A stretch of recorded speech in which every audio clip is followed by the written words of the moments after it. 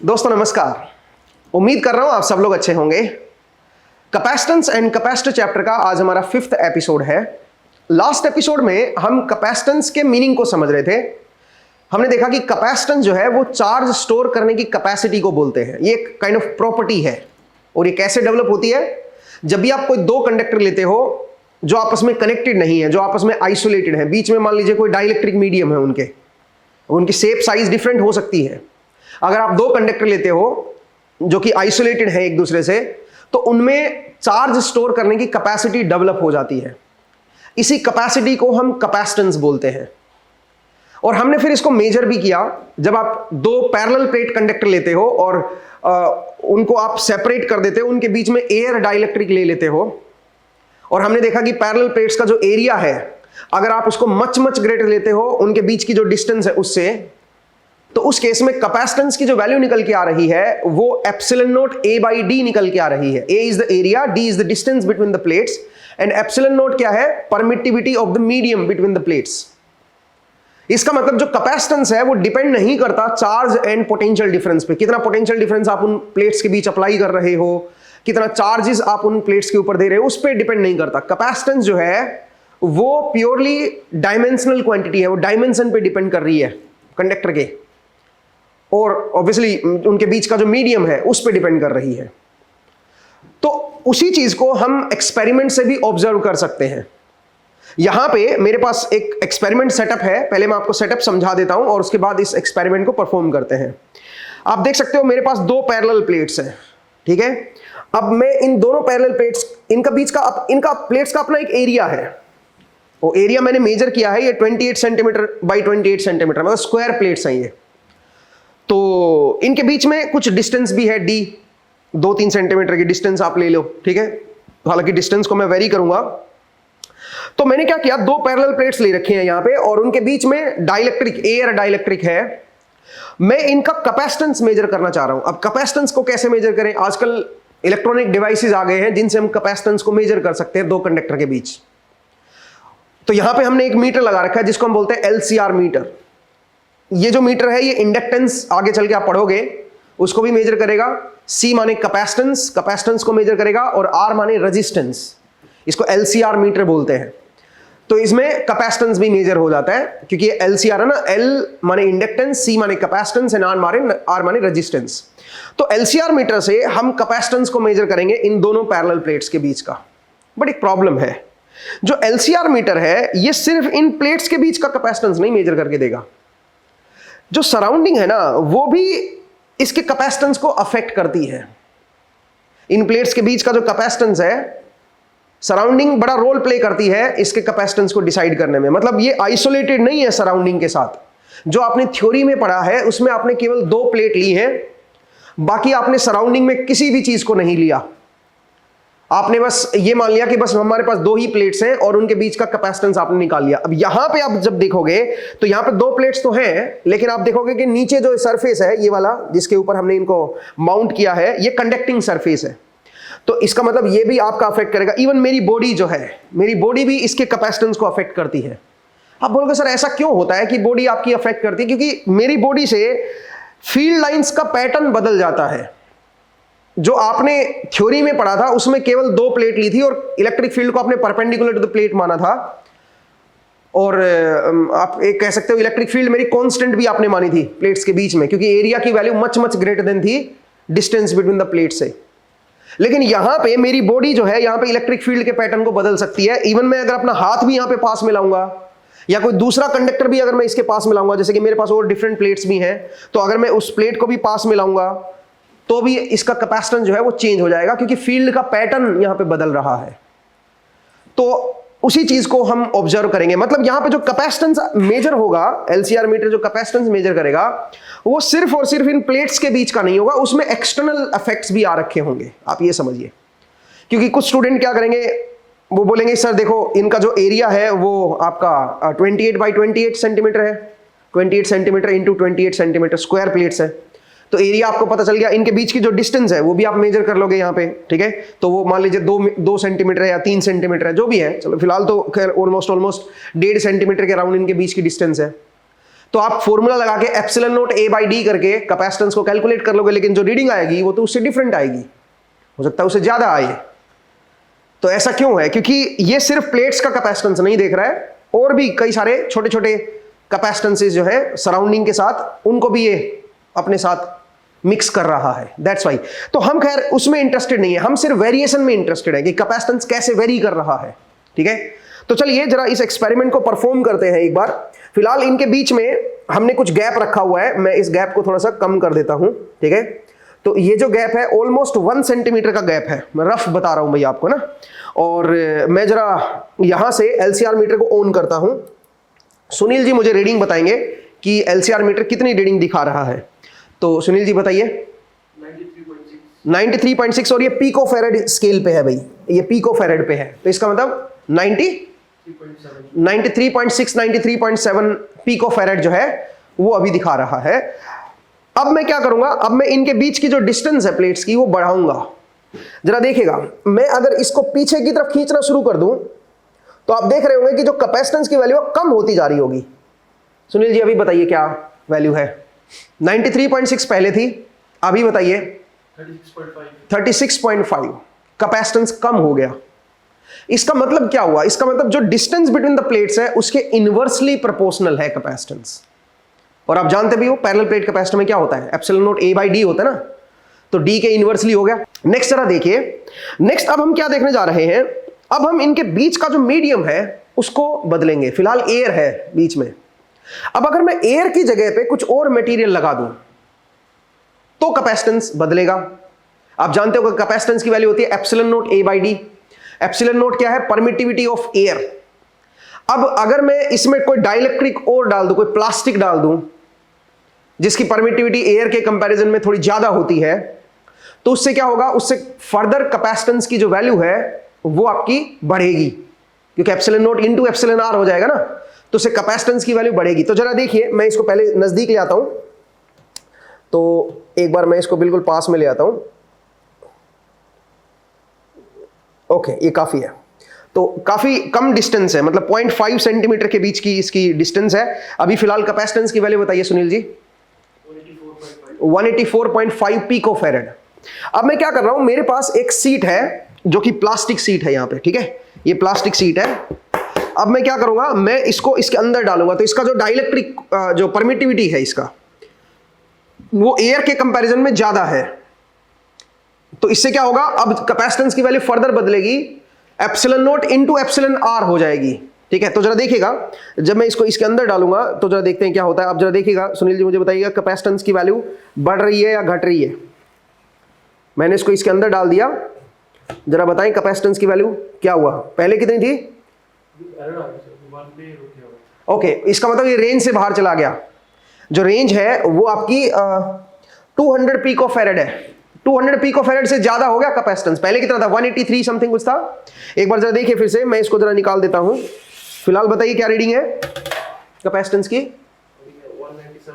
197.8। मैं एक काम करता हूं, इसको दूसरे स्केल पे ले आता हूं। ओके, ये अभी नैनोफैरेड पे आ गया है। तो अभी आप बताइए कितना नैनोफैरेड है? 0.194 नैनोफैरेड। 0.194 नैनोफैरेड है दोस्तों। अब एक काम करता हूं, मैं इसको जो डाइलेक्ट्रिक जो है वो चेंज कर रहा हूं, इसके बीच का जो मीडियम है वो चेंज कर रहा हूं दोस्तों। ठीक है, अब जरा देखिएगा, तो मैं इसमें ये इंसुलेटर डाल रहा हूं। ठीक है, और जैसे जैसे मैं डालते जा रहा हूं वैसे वैसे क्या हो रहा है बताओ जरा। कैपेसिटेंस की वैल्यू बताइए क्या अभी फाइनली क्या हुई है? मतलब पूरी तरह से मैंने इसको इसके अंदर डाल दिया तब 0.340 नैनोफैरेड। पहले 0.197 समथिंग कुछ था, अब 0.34। इसका मतलब काफी बढ़ गया है। क्यों बढ़ा? क्योंकि आपने इन प्लेट्स के बीच का जो मीडियम है वो चेंज कर दिया, epsilon nought into epsilon R हो गया है। अब कैपेसिटेंस की वैल्यू, चार्ज स्टोर करने की जो कैपेसिटी है वो अब फर्दर इंक्रीज हो गई है। ठीक है, मुझे उम्मीद है आपको समझ आया। अब एक काम करते हैं, जरा नोटिस कीजिएगा, मैं इसको 50% पे लेके आ रहा हूं। ये 50% पे डाइलेक्ट्रिक है। अब अभी जरा बताइए कैपेसिटेंस की क्या वैल्यू सुनील जी? 0.275। इसका मतलब कितने हिस्से में आपने डाइलेक्ट्रिक डाला हुआ है उस पर भी डिपेंड करेगा। कुछ हिस्से में एयर है, कुछ हिस्से में डाइलेक्ट्रिक है, तो उससे कैपेसिटेंस चेंज हो जाएगा। ठीक है, चार्ज स्टोर करने की जो कैपेसिटी है वो आपकी बदलती रहेगी। अब मैं एक और इफेक्ट आपको दिखाना चाह रहा हूं और वो है एरिया का। जरा देखिए, ये जो प्लेट जो हम यहां पे लगाएंगे, मैं इसको अगर मैं निकाल के दिखाऊं आपको, तो यहां पे जरा देखिए, ये प्लेट जो है इसका एरिया काफी लार्ज है, मतलब 28 सेंटीमीटर बाई 28 सेंटीमीटर है ये। तो अगर मैं इसकी जगह पे ये प्लेट का इस्तेमाल करूं जिसकी लेंथ जो है वो 20 बाई 20 है, 20 centimetre by 20 centimetre square plate है, तो ये प्लेट का एरिया तो बहुत छोटा हो गया कंपेयर टू दिस प्लेट। ठीक है, तो अब जरा देखिए, अगर मैं यहां पे एक बार बड़ी प्लेट लगाऊं और एक बार छोटी प्लेट लगाऊं, तो जब मैं ये छोटी प्लेट इसके सामने लगाऊंगा तो उससे होगा ये कि जो आमने सामने जो एरिया आ रहा है, जो एक दूसरे के सामने जो एरिया आ रहा है वो अब कम आ रहा है। आप बोलोगे सर एक बड़ी प्लेट एक छोटी प्लेट है, तो कौन से एरिया का इस्तेमाल करें? कैपेसिटेंस को कैलकुलेट करने में epsilon naught A by D होता है, तो ए कौन सा एरिया लें? तो वो एरिया लो जो आमने सामने है एक दूसरे के। अब आमने सामने अगर आप देखोगे तो ये जो साइड है, अगर मैं थोड़ा घुमा के दिखाऊं आपको इसको, तो अगर आप ये देखें तो ये जो साइड है ये तो खाली होगी, ये एरिया हम यूज में लाएंगे ही नहीं। ठीक है, अगर आप थोड़ा ध्यान से देखें तो ये वाला जो एरिया है ये किसी काम का नहीं है। अब ये जो एरिया है इसके सामने भी कंडक्टिंग प्लेट है, इस एरिया के सामने भी कंडक्टिंग प्लेट है, इसका मतलब एरिया जो है अब कम हो गया, तो कैपेसिटेंस की वैल्यू भी क्या होनी चाहिए? कम होनी चाहिए। चलिए जरा चेक करते हैं, पहले एक बार ये बड़े वाली प्लेट लगाते हैं और उसके बाद ये छोटी वाली प्लेट लगाते हैं और फिर से कैपेसिटेंस को जरा ऑब्जर्व करते हैं। जरा देखिएगा दोस्तों, तो मैं फिलहाल एक बार ये निकाल देता हूं और बड़ी वाली प्लेट यहां पे लगा रहा हूं। ठीक है, और इनके बीच का जो गैप है वो मैं थोड़ा सा रफली उसको मैं मेंटेन करूंगा। ठीक है, तो गैप जो है ऑलमोस्ट 1 सेंटीमीटर का गैप है। ठीक है, हाँ, ऑलमोस्ट 1 सेंटीमीटर का गैप जो है वो मैं मेंटेन कर रहा हूँ, बल्कि थोड़ा और कम कर देता हूँ, चलो 1/2 सेंटीमीटर का गैप मैं मेंटेन कर रहा हूँ। ठीक है भाई, या बेहतर ये है कि डाइलेक्ट्रिक भी डाल दें इसके अंदर, उससे मेरे को आइडिया लग जाएगा गैप का। ओके, हाँ जी, ये डाइलेक्ट्रिक डली हुई है और ये दोनों इस तरह से हमने लगा रखे हैं। हाँ, तो अभी जरा कैपेसिटेंस को मेजर करते हैं। जरा बताइए सुनील जी, कितना कैपेसिटेंस है?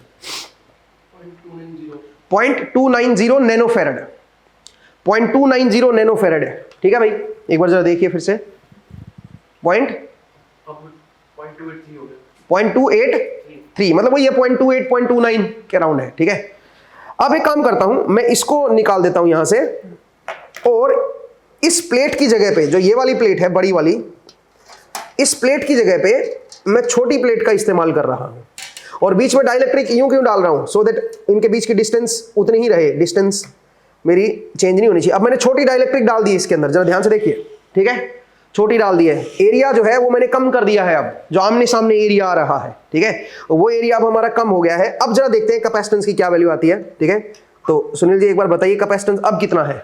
0.28 पहले था, अब कितना है बताइए? 0.195 कम हो गया। क्यों कम हो गया? क्योंकि एरिया जो आमने सामने एरिया आ रहा है प्लेट्स का वो आपने कम कर दिया। इसका मतलब ये हुआ कि अब जो कैपेसिटी है चार्ज स्टोर करने की वो कम होगी, क्योंकि एरिया कम कर दिया। और हम ऑलरेडी पढ़ चुके हैं कि कैपेसिटेंस जो होता है वो एरिया पे भी डिपेंड करता है, एरिया के प्रोपोर्शनल होता है, epsilon naught A by D. तो यहां पे हमने तीनों चीजों के असर को देखा। हमने एप्सिलॉन नॉट के असर को देखा, डाइलेक्ट्रिक को उसके अंदर इंट्रोड्यूस किया हमने, कैपेसिटेंस की जो प्लेट्स थी, पैरेलल प्लेट्स थी, उनके बीच में डाइलेक्ट्रिक को इंट्रोड्यूस किया और हमने देखा कि कैपेसिटेंस की वैल्यू बढ़ जाती है। फिर हमने डिस्टेंस बिटवीन द प्लेट्स को भी देखा और फिर हमने एरिया ऑफ द प्लेट्स उसको भी देखा। इन तीनों चीजों पे कैसे कैपेसिटेंस डिपेंड कर रहा है उस चीज को हमने समझा है। मुझे उम्मीद है आपको ये एक्सपेरिमेंट से जो आपने थ्योरी में पढ़ा था उसके साथ थोड़ी रिलेशन का आइडिया लगा कि कैसे हमारा कैपेसिटेंस जो है वो चेंज होता है इन सारी चीजों के अकॉर्डिंग। तो अब चलिए वापस चलते हैं बोर्ड पे और कुछ नए शेप, कोई डिफरेंट चीजों के भी कैपेसिटेंस जो है उनको कैलकुलेट करते हैं, मतलब थोड़ा सा और कंसेप्ट को डेवलप करते हैं। तो चलिए वापस अब हम बोर्ड पे मिलते हैं। तो दोस्तों आपने एक्सपेरिमेंट देखा और देखा कि कैसे हम पैरेलल प्लेट्स के केस में कैपेसिटेंस को चेंज कर सकते हैं और कैपेसिटेंस जो है वो किन चीज़ों पे डिपेंड करता है। हमने थ्योरी से डिराइव किया था कि अगर हमारे पास पैरेलल प्लेट्स हैं, दो कंडक्टिंग प्लेट्स हैं, उनके बीच में मान लीजिए डाइलेक्ट्रिक है, एयर को आप ले सकते हो, तो उनके बीच का जो कैपेसिटेंस बनेगा वो बनेगा epsilon naught A by D. ये बनेगा कैपेसिटेंस, और इसकी यूनिट जो होती है वो फैराड में होती है भाई, ठीक है, इसकी यूनिट जो है वो फैराड में बोलते हैं। तो हमने ये भी देखा कि कैसे ये डिपेंड कर रहा है एरिया ऑफ द प्लेट्स, ठीक है। इस एरिया का क्या मतलब है, एरिया का मतलब है प्लेट, सोचिए अगर एक बड़ी प्लेट है एक छोटी प्लेट है, तो आपको बस ये देखना है कि आमने सामने कितना एरिया है दोनों प्लेट्स का, कॉमन एरिया। ऐसा नहीं कि प्लेट का एरिया देख रहे हो ना, प्लेट का एरिया इंपॉर्टेंट नहीं है, जो एरिया आमने सामने है, कंडक्टिंग एरिया। जैसे मान लीजिए एक प्लेट जो है वो इतनी बड़ी है, ठीक है, ऐसे है, और दूसरी प्लेट केवल ऐसे है, हल्की सी है, छोटी सी है, ऐसे है, एक इधर है और एक प्लेट इधर है। तो अगर मैं एरिया की बात करूंगा तो कौन सा एरिया आप लोगे, वो एरिया जो ये वाला है, जो इनके सामने है, आमने सामने वाला एरिया, ठीक है ना। ध्यान दीजिएगा भाई, अगर आप इसको थोड़ा नीचे दिखाओगे तो इस तरह से आपको ये दिखाना होगा, ठीक है। तो अगर आप ध्यान से देखें तो ऊपर वाला जो एरिया है वो इस नीचे वाली प्लेट के केवल इतने एरिया के सामने आया है। तो अगर कैपेसिटेंस निकालोगे तो ये एरिया यूज होगा, ठीक है, इसका मतलब समझिए भाई। तो कैपेसिटेंस की जो वैल्यू आएगी वो आएगी epsilon naught A by D. हमने देखा कि अगर हम इसके अंदर डाइलेक्ट्रिक को चेंज कर देंगे तो यहां पे क्या हो जाएगा, एप्सिलॉन नॉट की जगह एप्सिलॉन आर और आ जाएगा, ठीक है। उससे आपका कैपेसिटेंस की वैल्यू बढ़ जाएगी। अगर एप्सिलॉन आर मेरा ऑब्वियसली ग्रेटर देन 1 हम लेके चल रहे हैं तो कैपेसिटेंस की वैल्यू मेरी इंक्रीज हो जाएगी, ठीक है। डी क्या है, डी इनके बीच की डिस्टेंस है। तो अगर आप इनके बीच की डिस्टेंस को भी चेंज करते हो तो भी आपका कैपेसिटेंस जो है, चार्ज स्टोर करने की जो कैपेसिटी है वो आपकी बदल जाती है, ठीक है। ये अभी तक हम समझ चुके हैं और इसको हमने वेरीफाई भी किया एक्सपेरिमेंट के थ्रू। अब आपको एक और चीज मैंने बताई थी इस एक्सपेरिमेंट में, मैंने आपको बताई थी कि जो कैपेसिटेंस है, जो हमारा एलसीआर मीटर दिखा रहा है आपको, वो कैपेसिटेंस सिर्फ 2 प्लेट्स का नहीं दिखा रहा, सराउंडिंग भी उसके अंदर इन्वॉल्व हो गई है। आप बोलोगे सर सराउंडिंग कैसे इन्वॉल्व हो गई है, जरा देखिए भाई। देखो आपके पास 2 कंडक्टिंग प्लेट थी, एक यहां पे और एक यहां पे, ठीक है, और आपने ऐसे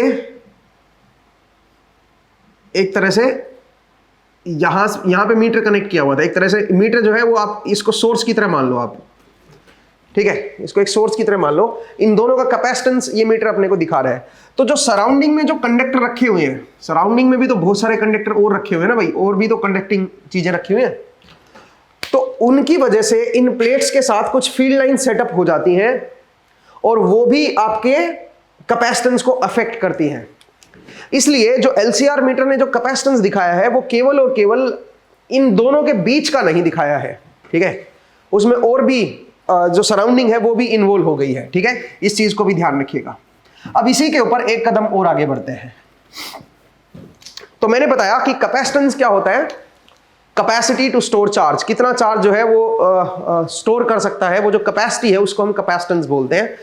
अगर हमारे पास पैरेलल प्लेट्स हैं 2, तो पैरेलल प्लेट्स के केस में जो कैपेसिटेंस आएगा, अगर डी की वैल्यू में मच लेस ले लूं एरिया ऑफ द प्लेट से, तो कैपेसिटेंस की वैल्यू होगी epsilon naught A by D. Epsilon naught क्या है, इनके बीच का जो मीडियम है उसकी परमिटिविटी है, ठीक है। अब मान लीजिए मैंने यहां पे कोई स्विच लिया और यहां पे कोई सोर्स लगा दिया, ठीक है। तो अब जरा देखिए क्या होगा,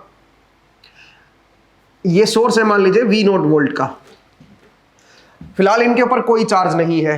जैसे आपने सोर्स को कनेक्ट किया, एकदम से जो ये वोल्टेज डिफरेंस इन दोनों पॉइंट के बीच में है, जो इस सोर्स ने मेंटेन की है, वही वोल्टेज डिफरेंस इन प्लेट्स के बीच में आ जाएगी, बिकॉज ये पूरा का पूरा कंडक्टर है यहां से यहां तक। तो कंडक्टर क्या होता है, इक्वी पोटेंशियल। तो जो यहां पे पोटेंशियल होगा वही इस पूरी प्लेट पे आ जाएगा इधर, और जो इधर पोटेंशियल होगा वो इस प्लेट पे आ जाएगा। इसका मतलब इन दोनों के बीच का जो डिफरेंस है वो भी आपका क्या हो जाएगा, V0 वोल्ट का। तो यहां पे एक तरह से इलेक्ट्रिक फील्ड लाइंस आपकी सेटअप हो जाएंगी, ठीक है। हायर पोटेंशियल से लोअर पोटेंशियल आपकी इलेक्ट्रिक फील्ड लाइन सेटअप हो जाएंगी, और इलेक्ट्रिक फील्ड की जो वैल्यू होगी आप वो कह सकते हो वो होगी V0 बाई डी।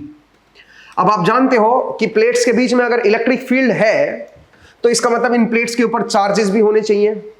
इसका मतलब इधर पॉजिटिव चार्ज आएगा और इधर नेगेटिव चार्ज आएगा इनर साइड पे।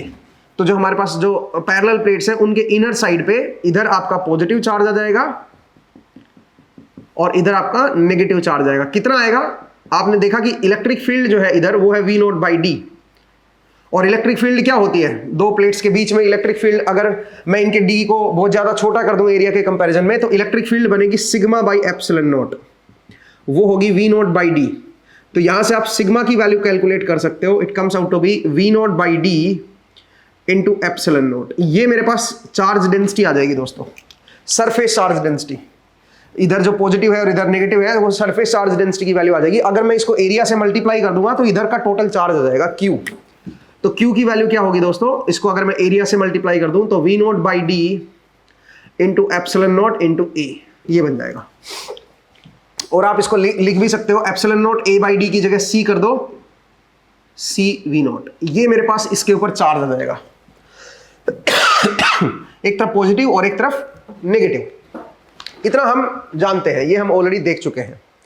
अब वापस से अगर मैं इस स्विच को ओपन कर दूंगा तो क्या होगा, वापस से अगर मैं इस स्विच को ओपन करूंगा तो ये चार्ज ट्रैप हो गया, एक तरह से चार्ज स्टोर हो गया इसके अंदर।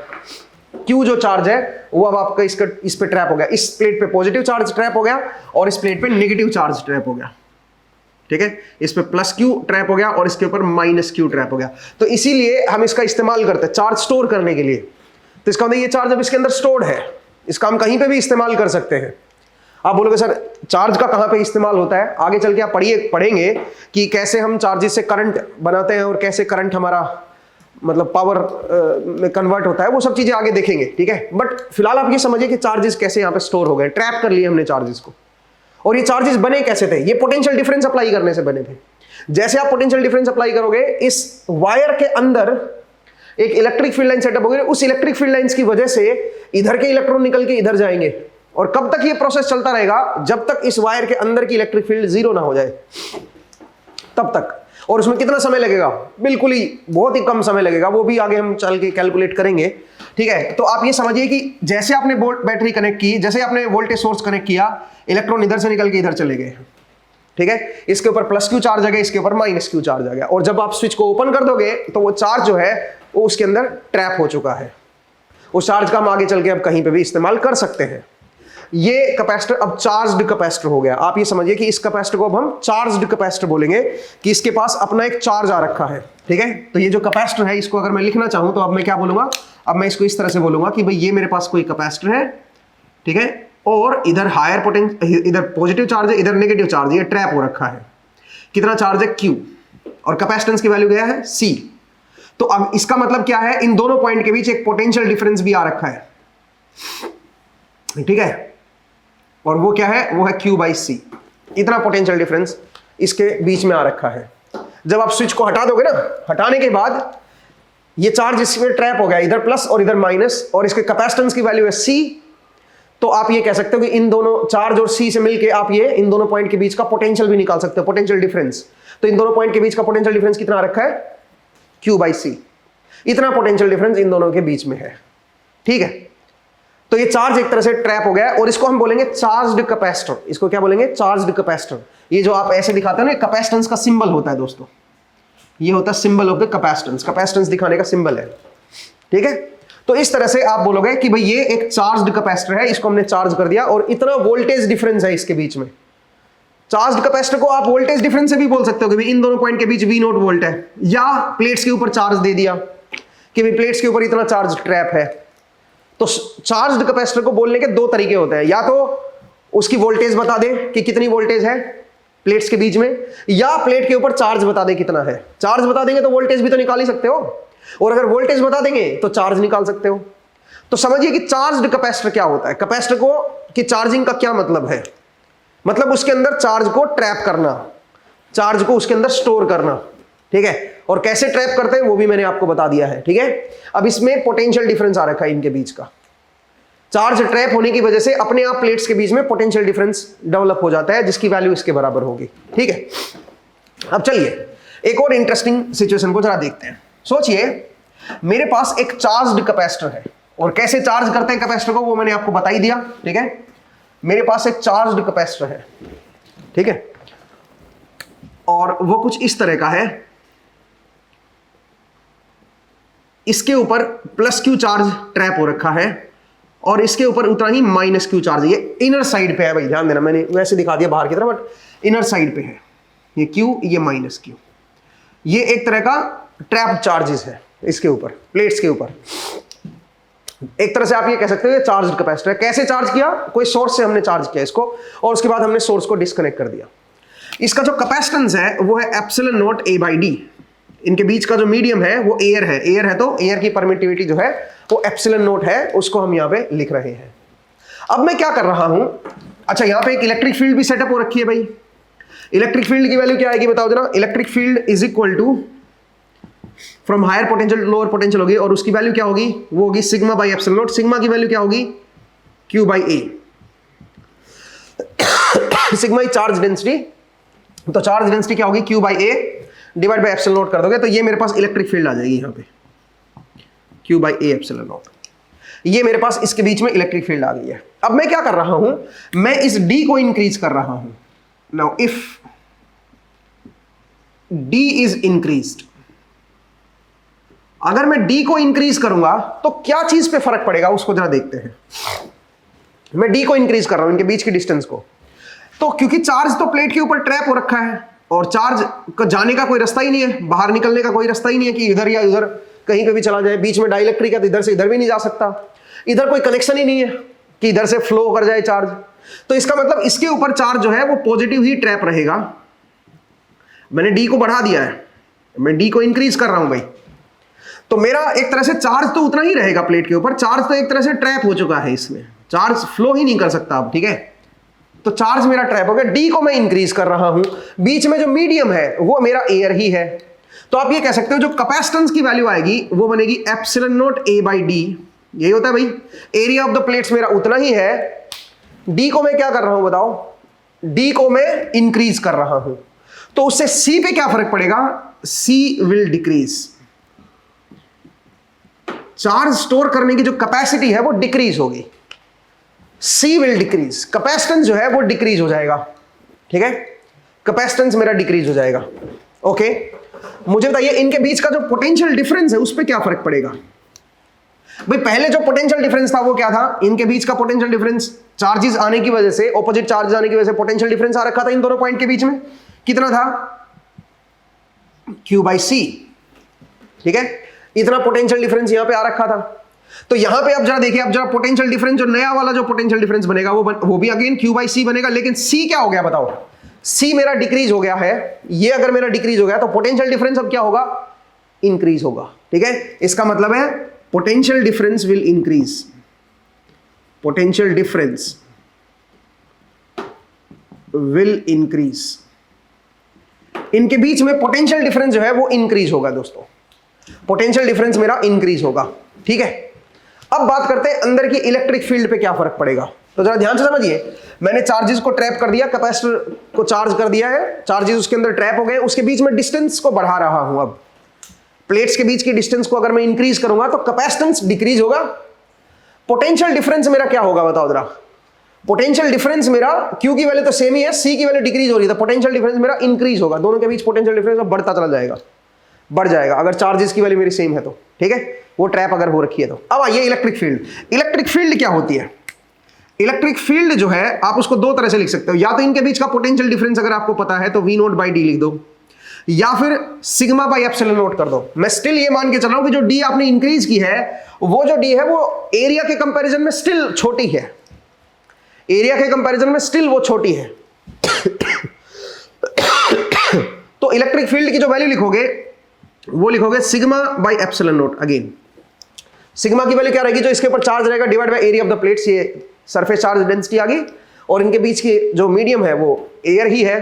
तो ये मेरी इलेक्ट्रिक फील्ड रहेगी। इसका मतलब electric field will remain same, पहले भी यही थी इलेक्ट्रिक फील्ड। एरिया प्लेट का चेंज नहीं हुआ, चार्ज चेंज नहीं हुआ, एप्सिलॉन नोट चेंज नहीं हुआ, तो इसका मतलब जो इलेक्ट्रिक फील्ड है वो उतनी ही रहेगी, वो नहीं चेंज होगी। आप बोलोगे लेकिन सर इस फॉर्मूले से अगर देखें तो, इस फॉर्मूले से देख लो भाई, इसमें V नोट मेरा इंक्रीज हो रहा है और डी भी इंक्रीज हो रहा है, तो इसका मतलब दोनों इंक्रीज हो रहे हैं, तो जो रेशियो आएगा वो कांस्टेंट रहेगा, क्योंकि जिस प्रोपोर्शन में ये बढ़ रहा है उसी प्रोपोर्शन में ये भी बढ़ रहा है, ठीक है। तो यहां से आप ये कह सकते हो इलेक्ट्रिक फील्ड जो रहेगी, electric field intensity will remain same, लेकिन कंडीशन क्या है? सुनिए, कंडीशन ये है कि डी की वैल्यू जो आप बढ़ा रहे हो ना, इतना भी मत बढ़ा दो कि डी एरिया के कंपैरिजन में आ जाए। डी की वैल्यू यहां पे भी मच लेस देन ए रहनी चाहिए, ओरिजिनली भी डी जो था वो कम ही था, यहां पे भी डी को आपको कम ही रखना है, थोड़ा सा हल्का सा आप इंक्रीज करके देख रहे हो।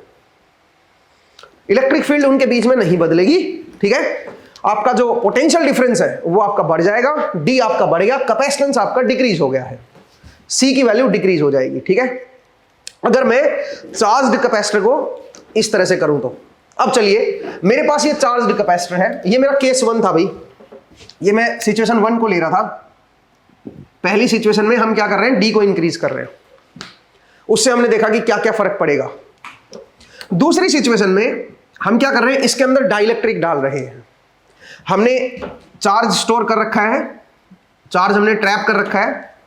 अब हम क्या कर रहे हैं, अब हम इसके अंदर डाइलेक्ट्रिक डाल रहे हैं।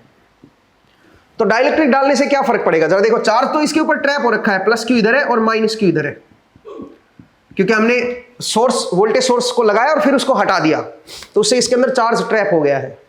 अब हम इनके बीच की डी को नहीं चेंज कर रहे हैं, हम क्या कर रहे हैं, डाइलेक्ट्रिक को डाल रहे हैं। तो जब हम डाइलेक्ट्रिक को डालेंगे तो कैपेसिटेंस पे क्या फर्क पड़ेगा, वो बनेगा epsilon nought epsilon R A by D. Area उतना ही है, डी भी उतना ही है, लेकिन एप्सिलॉन आर मल्टीप्लाई हो गया, एप्सिलॉन आर की वैल्यू ग्रेटर देन 1 है, तो आप ये कह सकते हो सी विल इंक्रीज, सी जो है वो इंक्रीज होगा ऐसा करने से। अच्छा आप बताओ पोटेंशियल डिफरेंस पे क्या फर्क पड़ेगा, पोटेंशियल डिफरेंस क्या होता है, क्यू बाई सी। क्यू तो उतना ही है, ट्रैप हो रखा है चार्ज मेरे ट्रैप हो रखे हैं, ठीक है, तो क्यू तो मेरा उतना ही है, सी की वैल्यू क्या होगी, इंक्रीज होगी है, तो ये क्या होगा, potential difference will decrease,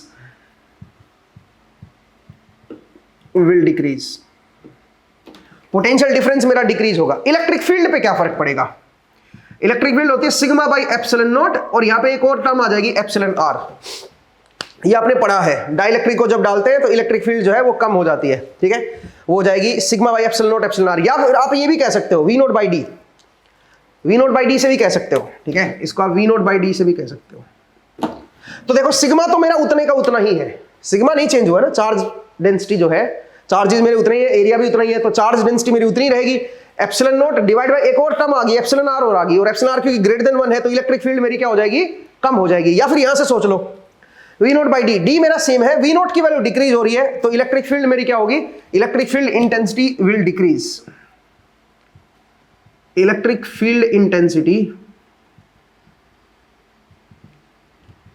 will decrease, electric field intensity जो है वो यहां पे डिक्रीज होगी दोस्तों इसके अंदर, ठीक है। मुझे उम्मीद है आपको ये समझ आया कि कैसे हम डाइलेक्ट्रिक को डालेंगे तो इलेक्ट्रिक फील्ड इंटेंसिटी पे क्या फर्क पड़ेगा, ठीक है। नेक्स्ट अब आगे बढ़ते हैं।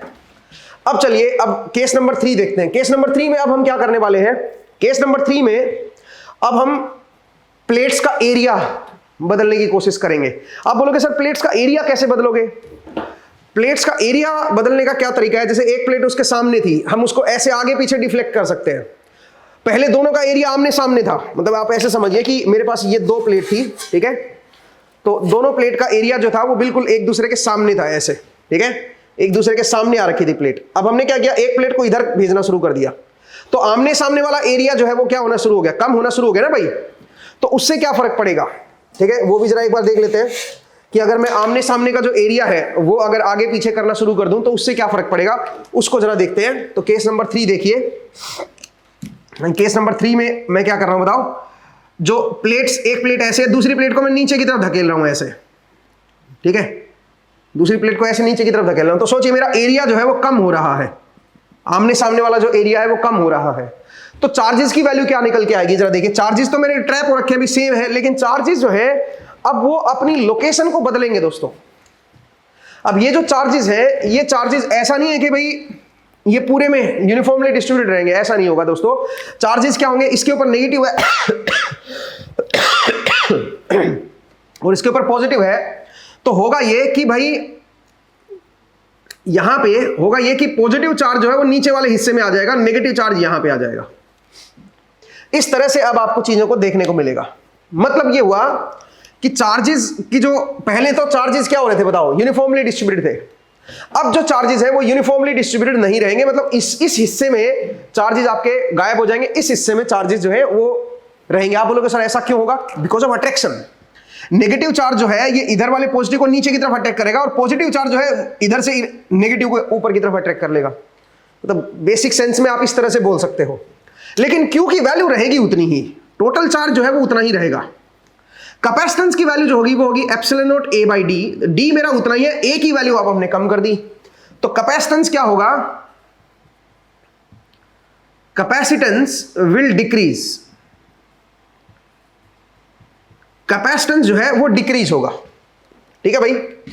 नंबर 2 जरा देखिए, चार्ज मेरा उतना ही है, कैपेसिटेंस डिक्रीज हो गया, तो V नॉट की वैल्यू जाएगी पोटेंशियल डिफरेंस, पोटेंशियल डिफरेंस होता है Q बाई C, ये मेरा इंक्रीज होगा, इन दोनों के बीच का जो पोटेंशियल डिफरेंस है वो अब आपका बढ़ेगा। ठीक है।